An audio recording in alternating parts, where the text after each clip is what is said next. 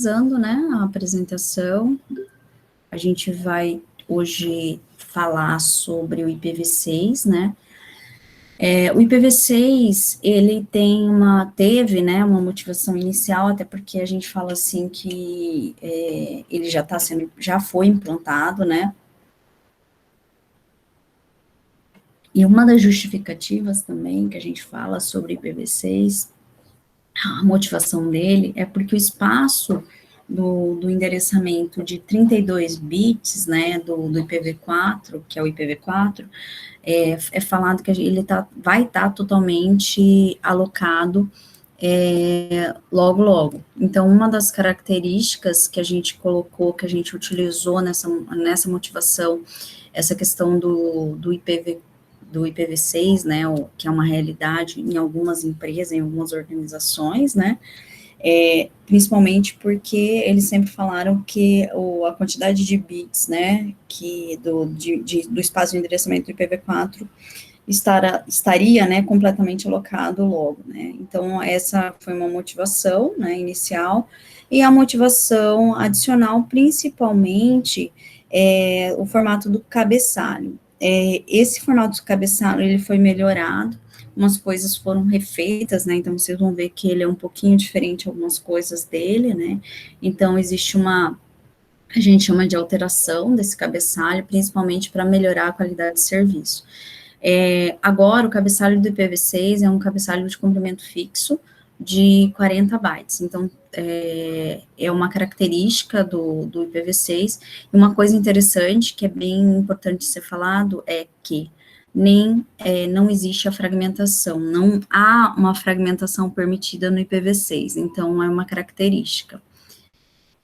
Então, aqui nós temos o formato, né, do datagrama, vocês verificam que o cabeçalho, né, o formato dele está menor, né, não tem tanta informação igual ao do IPv4, onde ele tem algumas características, né, ele tem o endereço IPv6, que agora é 128 bits, então a gente tem características que os endereços de origem e destino, eles vão ser agora 128 bits, o rótulo de identificação de fluxo, né, o flow label, identificar esses datagramas, principalmente que tenham o mesmo fluxo em si, então ele faz como se fosse uma identificação de rótulo. A prioridade, né, a prioridade identificar essas prioridades dos datagramas em fluxo, né, então ele vai verificar se aquele pacote tem uma prioridade, né, se aquele datagrama tem uma prioridade. Aí nós temos o cabeçalho, né, do datagrama em si, e se a gente lembrar lá do IPv4, ele não tem o checksum, né, principalmente porque o checksum fazia verificação para ajudar os roteadores, né, para acelerar o processamento dos roteadores, né, principalmente para o roteador, por exemplo, verificar, por exemplo, se eu tinha algum problema por exemplo, de falha, né, daquele pacote, se aquele pacote foi corrompido de alguma forma. Então, o IPv4, nesse caso aqui, eu não tenho mais o checksum, que auxiliava principalmente os roteadores, não tenho mais aquela parte da remontagem, então eu não tenho, igual lá no IPv4, que eu tinha um campo para checksum, eu tinha um campo para fragmentação, e também não tem aquele campo de opções, né, a ideia dele era aquelas opções que às vezes nem eram utilizadas no IPv4. Então, é uma característica, né, dessa nova versão. O payload é o dados, né, a informação que está sendo trafegada, né. Então, aqui é o tamanho do salto, o próximo cabeçalho que ele vai aguardar, e o tamanho da carga de dados que ele vai estar trafegando. Então, é uma característica que a gente sempre vai ver e vai trabalhar, nesse caso, com esse novo formato. Então, aqui é o formato, né, uma versão traduzida, então vocês verificam que a gente tem o datagrama do formato dele, né, do formato antigo, né, em si, onde eu tenho a característica de ter bastante informação. Aí aqui, no caso, as mudanças, igual eu falei para vocês, do IPv4, o checksum, que ele não existe, né, ele foi removido inteiramente, principalmente porque, o que é o checksum? Lembra que a gente falou sobre ele, quando a informação chega lá no roteador, ele vai verificar se aquele pacote, se o valor dele, né, não foi alterado durante o tráfego. Então, quando ele recebe aqui, o roteador vai lá e faz um cálculo. Esse cálculo, ele é feito por cada roteador que vai recebendo o pacote, ele vai e fala assim, ó, eu estou vendo se esse pacote foi corrompido de alguma forma. Então, o que ele faz? Esse checksum fazia, na verdade, ajudava o roteador, porém, aumentava o tempo de processamento para cada salto, porque cada salto ele vinha e fazia esse cálculo. O conceito do options está permitido, mas ele, no caso, vai estar fora do cabeçalho, ele está dentro do campo Nest Reader, e existe uma nova versão do ICMP, né, uma que a gente chama de ICMP versão 6, né, que é uma versão do pacote, do protocolo de mensagens, né, e adicionou uma nova mensagem, um tipo de mensagem adicional chamado Packet Too Big, né, pacote muito grande, né, e também há umas funções de gerenciamento quando a gente está falando de grupos de multicaches em si. Então, é uma característica, né, dessa versão, né, dessa transição do IPv4 para o IPv6, só lembrando um detalhe, tá, gente, o IPv6, novamente, o IPv6, ele tem sido muito usado, muito trabalhado, mas mais na questão quando eu falo, nas redes externas, né, principalmente na internet. É muito difícil ver uma empresa, uma organização trabalhando, implantando IPv6 dentro das máquinas locais, né? Mas acontece, tá? Não vou dizer para vocês que vocês nunca vão ver, mas acontece. Até porque, se vocês olharem o IP na versão 4, é aquele muito bonitinho que a gente já conhece, né? 10.1, enquanto que o IPv6 é um número totalmente não gravável, eu falo, porque ele é um número em hexadecimal, então, ele, para conseguir os 128 bits, ele aplica esses em hexadecimal. Então, continuando, a transição do IPv4 para o IPv6, a ideia dele é que a gente sabe que não são todos, igual eu acabei de falar, né, que utilizam e trabalham não só internamente, a rede interna com IPv6, mas algumas empresas, né, algumas operadoras, provedores, ainda estão trabalhando com o que a gente chama de IPv4. Esse IPv4, existe um que a gente chama de transição do IPv4 para o IPv6, principalmente porque eu tenho que trabalhar com essas duas versões. Então, como que a rede opera? Então, existe o conceito de tunelamento. Então, o datagrama do IPv6, ele é transportado como carga, como se fosse dados mesmo. Então, a gente adiciona, no caso dele, ele é encapsulado, né, na forma de dados, no datagrama IPv4, para os roteadores IPv4. Então, os roteadores que trabalham com IPv4, eles vão estar trafegando pacotes IPv6, porém, como um payload. Então, por exemplo, aqui a gente tem um exemplo de um datagrama IPv4, e essa parte azul, por exemplo, que é a carga de dados, eu posso estar transportando, por exemplo, um datagrama IPv6. Então, aqui, no caso, é o que a gente chama de tunelamento. Então, toda essa parte aqui, ó, é IPv4, e o datagrama em si continua sendo IPv4. Então, uma forma que foi encontrada, principalmente para trabalhar essa questão do datagrama em si. Opa, só um pouquinho. Aí, só lembrando, IPv6, né, o datagrama está encapsulado, tá, gente? Não é só demonstrando onde ele está. E o datagrama IPv4 encapsulando ele como carga de dados, né? Lembrando, só um detalhe importante que aqui colocou aqui, ó, vocês vão ter o seguinte, ó. Aqui dentro, que é o IPv6, né, o IPv6, vocês vão ter a carga, né, a parte dos dados cabeçalho, né, no caso do IPv6, e vocês vão ter também endereço de destino do IPv6, só que tudo isso vai estar encapsulado num datagrama maior do IPv4, tá? Então, os dados, em si, o datagrama, ele é completo aqui dentro, tá? Então, ele só vira uma camada uma carga de dados, mas ele está completinho ali dentro. Aqui o exemplo, por exemplo, de um tunelamento e um encapsulamento, no caso, uma Ethernet conectando dois roteadores IPv6, né, eu tenho aqui no caso,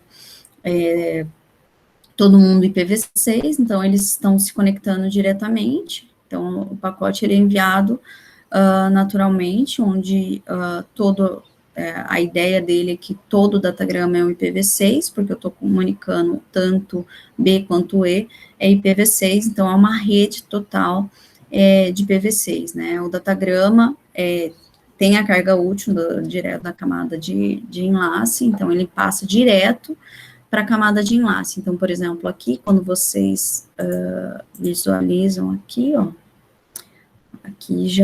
aqui não é, como é IPv6, IPv6, aqui já é a camada de enlace, porque o meu tratamento todo, ó, IPv6, IPv6, IPv6, então aqui eu não tenho um tunelamento, não preciso desse tunelamento, então ele faz a comunicação direta, o datagrama ele é encapsulado direto pela camada de enlace, e é transportado para o próximo roteador.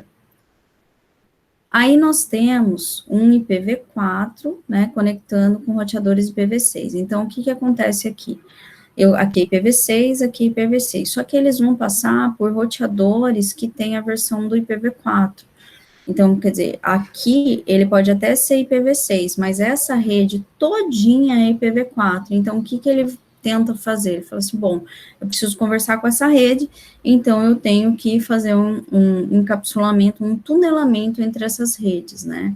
Então, o que acontece? Eu tenho IPv4, né, no caso, entre dois roteadores, ele vai conectar os roteadores, ele faz, na verdade, como se fosse um túnel, né? Desconsiderando que esses caras aqui fosse uma rede IPv4, então ele faz, para passar por essa rede, ele se faz, né, por essa rede, e faz um túnel através daquela rede IPv4 para conectar esses dois roteadores que são IPv6. Então, ele faz um que a gente chama de tunelamento. Aí, ele faz esse tunelamento e, em seguida, ele envia os dados. Mas como que é o tunelamento? Da mesma forma que a gente falou anteriormente, o que acontece aqui? Ele faz o tunelamento e quando acontece, aqui, ó, a camada de enlace, igual eu tenho nessa parte de cima, onde ele já é a camada de enlace direto, aqui não, ele vai fazer o encapsulamento da mensagem num datagrama IPv4, para a carga útil, né, com a carga de dados do IPv6 que ele quer trafegar, porque os dois caras aqui, origem, vamos dizer assim, destino, são IPv6, então os dois são IPv6, ele pega e faz o tunelamento, esse tunelamento ele faz, no caso, o encapsulamento da mensagem IPv6 num datagrama IPv4 e envia a mensagem, tá? A visão lógica desse tunelamento, né, é mais ou menos, no caso, assim, lógica quer dizer que aqui você encapsulou os dados, eu tenho um túnel, né, um tunelamento entre esses dois roteadores B e E, que faz com que os dois conversem entre si, né, do B para o E. E a versão física, né, no caso, ele vai direto, né, a versão física que existe ainda esses roteadores, esses dois roteadores, eles são uma versão IPv4, porém, fisicamente, eles existem, só que na versão lógica, né, você faz um túnel para eles conversarem. Então, eu tenho um fluxo X, na origem do A para o F, né, então aqui você tem que ele dá um nome para o fluxo, né, ele vai de A para B, né, primeiro, né, porque é o próximo roteador, só que a origem é A, que é esse cara aqui, e o destino é F, que é este cara aqui. Então, existe um fluxo X, ele faz, né, primeiro de A para B, porque é o próximo roteador. Aí, o que acontece aqui, ó? A origem de B, ele vai mandar para E, né, que é o próximo roteador do salto, né? Só que aí, no caso, a origem é A, né, no caso, e o destino é F, continua sendo F, porque esse daqui ainda é a nossa versão do IPv6, a gente está pensando em IPv6. Então, de B, ele vai para C, aqui, dentro do pacote já de IPv4. Então, aqui vocês vejam que o pacote ele está em vermelho, quer dizer que aqui ele está encapsulado na versão IPv4, porque ele vai passar por uma rede IPv4. Aí, o que acontece? Eu tenho a origem B, né, no caso, para o destino E, continua sendo, quer dizer, ele está procurando o destino dele, que é o próximo roteador ali que ele encontra, que ele conhece, e ele continua procurando esse destino, então aqui ele continua sendo origem, destino A ou F, porque aqui já é IPv6, né, encapsulado dentro do IPv4, né, opa, IPv4. Aí ele vai de B para C, ele vai mandar dentro daquele protocolo, continua, né, do B para o E, ele está tentando, é uma comunicação direta entre os dois roteadores IPv6, mas aí ele mostra que origem, destino, A e F, então ele está buscando aquele destino. Aí aqui, como aqui já passou a ser, de novo, IPv6, ele vai falar, ó, continua, tiro, né, o encapsulamento que foi feito para ele trafegar nessa rede IPv4, né, ele tira o encapsulamento, faz o fluxo daquela informação, que é uma característica do datagrama IPv6, fala quem que é a origem, quem que é o destino, né, então a origem é A, o destino é F, então ele foi e achou e encontrou. Um detalhe que fisicamente do E vai para o F, né, porque eles são dois roteadores que se conhecem, principalmente que eles estão na mesma versão do IPv6. Os endereços de destino, né, sempre vão mudar, né, nesse caso aqui, dentro do IPv6, ele fala A e F, sempre A e F. Enquanto que dentro do caso aqui também de destino do pacote encapsulado do B, do B para o E, do B para o E, quer dizer que ele mostra quem que é o salto. Percebam que esses dois caras aqui que ele insiste, falou origem B, destino B, E, origem B, destino E. Por quê? Isso aqui mostra o tunelamento que é feito, esse tunelamento do B para o E, tá? É claro que aqui dentro, né, no caso, fisicamente, ele vai do B, ele vai para o C, né, e do C ele vai para o D, e é assim por diante. Mas, para o pacote que está sendo encapsulado, ele fala, ó, a minha origem é B, o meu destino é E, eu tenho que chegar neste cara aqui. Então, é a ideia dele, porque ele sabe onde ele vai entregar o pacote, principalmente do IPv6. Aqui a visão, né, lógica, da mesma forma, do B para o C, do B para o C, e ele vai e envia a informação da melhor forma possível. Então, o que acontece? Sempre que você vai fazer o tunelamento, ele tem essa característica de encapsular, principalmente para trabalhar em redes IPv4, tá? Quando você tem uma rede IPv6, você vai direto para ela, tá?